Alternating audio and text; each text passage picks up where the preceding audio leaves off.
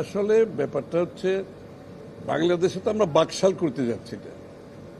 সবাই যে একমত, সবাইকে যে একমত হতে হবে এটা যারা চিন্তা করে, এটা একটা বাকশালী চিন্তা, যেটা শেখ হাসিনার পিতা করেছিলেন।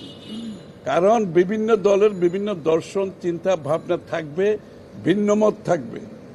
বিষয়টা হচ্ছে যেখানে ঐক্যমত হয়েছে সেগুলোর বাইরে সংস্কার করার কোনো সুযোগ নাই। এর বাইরে যেটা করতে যাবে সেটা আপনাকে ডেমোক্রেটিক প্রসেসের মাধ্যমে আসতে হবে, নির্বাচনী প্রক্রিয়ার মাধ্যমে আসতে হবে, জনগণের ম্যান্ডেট নিয়ে আসতে হবে। সুতরাং যেগুলো ঐক্যমত হয়েছে এই বিষয়গুলো জাতির সামনে কেন তুলে ধরা হচ্ছে না, এটাই প্রশ্ন। অলরেডি সবাই সাবমিট করে দিয়েছে, অনেক দিন সময় চলে গেছে, আলোচনা শেষ। আপনি এটার জন্য এক সপ্তাহ বেশি সময় লাগে না কোথায় ঐক্যমত হয়েছে।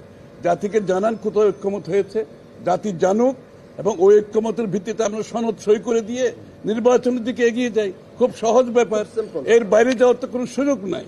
সুতরাং আজকে যে প্রেক্ষাপট, এই প্রেক্ষাপটে নির্বাচনী রোড ম্যাপ না দেওয়ার কারণে জনগণের মধ্যে যে সংশয় সৃষ্টি হচ্ছে, জনগণের মধ্যে যে প্রশ্নের উদ্রেক হচ্ছে, এটা গণতন্ত্রের, আগামী দিনের গণতন্ত্রের জন্য, নির্বাচনের প্রক্রিয়ার জন্য ভালো কিছু বয়ে আনবে না।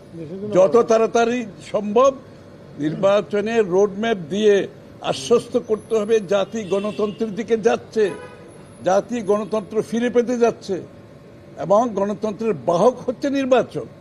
তার মাধ্যমে আপনি গণতান্ত্রিক ট্রানজিশনে যে যাবেন এটা জাতিকে জানতে হবে। এটার জন্য দেশের ভিতরে প্রস্তুতি আছে, দেশের বাইরে প্রস্তুতি আছে।